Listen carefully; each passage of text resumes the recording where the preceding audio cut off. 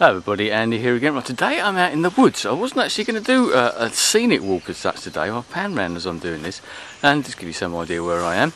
But I thought I'm going to come out for a walk. I always like to come out to these particular woods at this time of year. I know lots of people have done like autumn vlogs and that, and I thought maybe I could turn it into a type of scenic walk. Maybe not quite as much history, although there is certainly some history in this area, and I'll give you a bit more of an information about it as we go along.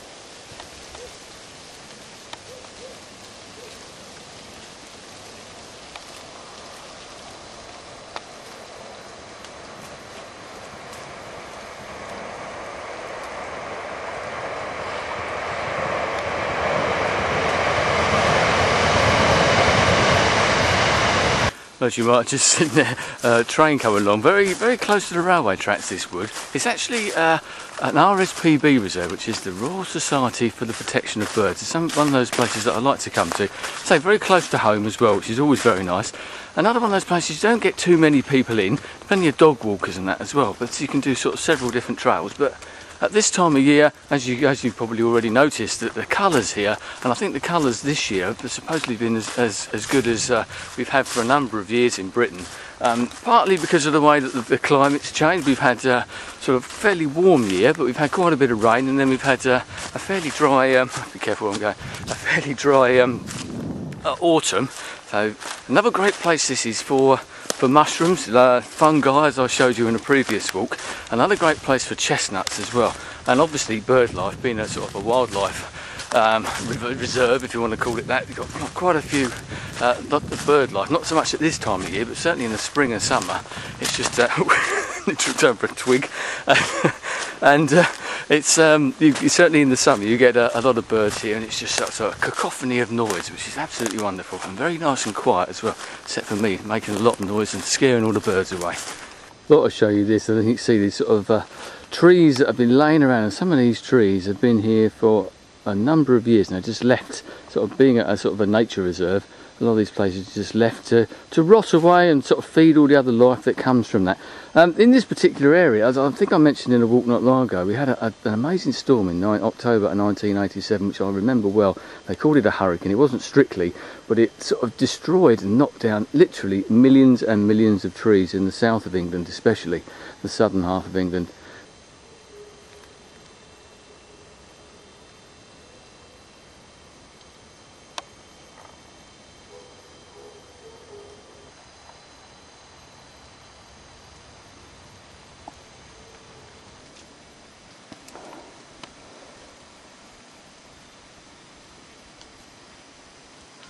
Well, here we are walking through the woods again. I'm off the beaten track. I don't think this is one of the main tracks. It isn't. I've decided to take a slight detour, so I may get lost again. I'll just tell you a bit about Crowhurst, where I'm sort of heading to, because Crowhurst is very near to Battle, and where the Battle of Hastings was fought on the 14th of October 1066, and it was literally just a couple of miles north from where we are now. Crowhurst itself was first mentioned in 771, so it's another one of those very ancient sort of towns, villages that we've got, another Saxon one as well. And it was there's a squirrel, I don't think you see a squirrel in there, amongst that tree, frightening. And a pheasant. Yeah, see another nature animal, and another one. Yeah, and so first mentioned in 771, and they built a manor here as well as a church. And so that's going back. I'll show you the church a bit later on as well. But in 1066 itself, the manor was actually owned by King Harold, who obviously was defeated in the Battle of Hastings. And because of that, King William, on his way, or William the Conqueror, call him what you want, on his way through here, he completely ransacked the village because of that. So it was completely destroyed and rebuilt. There's remains of the Manor House is still there. I think the church is basically still standing, or part of it anyway. And there's a yew tree, as I said before, actually in the grounds, which is over 1,000 years old. I can show this sort of avenue down here with the colours and all the leaves on the ground. The colours, hopefully they will come out, because to me it's absolutely amazing along here. And you've got the fields over here on the left.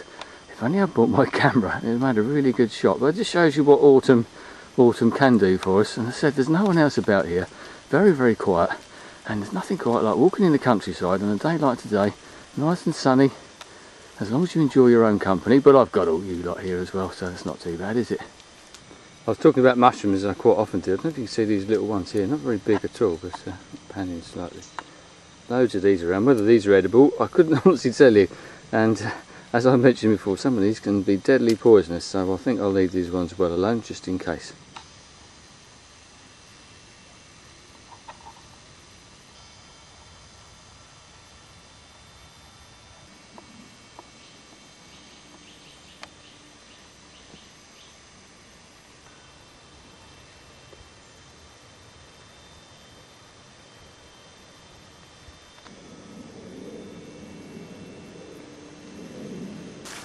Well, that's just about it for the wood. I hope you've enjoyed coming through the wood for my own sort of autumnal vlog, I suppose. A sort of a scenic walk. I'm now going to head out of here. I'm going to walk home, actually. It's a few miles home, but not too much to report. I might stop on the way, you never know. But I hopefully will stop in Crowhurst itself and show you some of the sights, as I was talking possibly earlier on about the history of the village. If I come round, I'll show you this tree that's down here. I think you can see it. I was talking earlier on about sort of leaving the trees. It's a sort of enormous tree that's fallen down. They just left the roots in. There's bits sitting around everywhere. That's the best way to manage it. Let nature take care of itself, I think.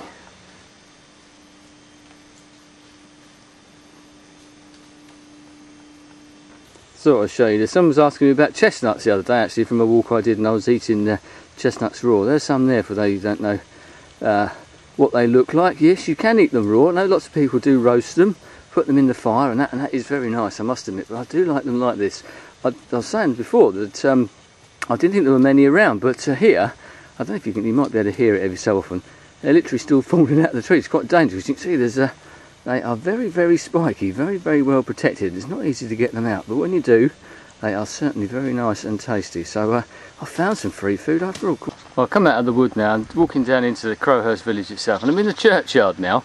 Now, I don't know if it's me, but a pumpkin isn't the sort of thing that I would expect to find in the churchyard necessarily. Now, maybe I'm wrong, maybe I'm ill-informed, I'm not sure, but a pumpkin in the churchyard is a bit strange, isn't it? I don't know if you can make this out. This is that yew tree I was talking about. If I pan up, let's see sort of how tall it is. Berries and that on it as well.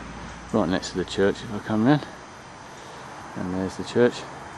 Very nice old church as well. Parish Church of St George here in Crowhurst. But the yew tree, as I said, they reckon, you can see how sort of gnarled and old it is, and they reckon you can get sort of 2 grown men inside it, and I could well believe that actually.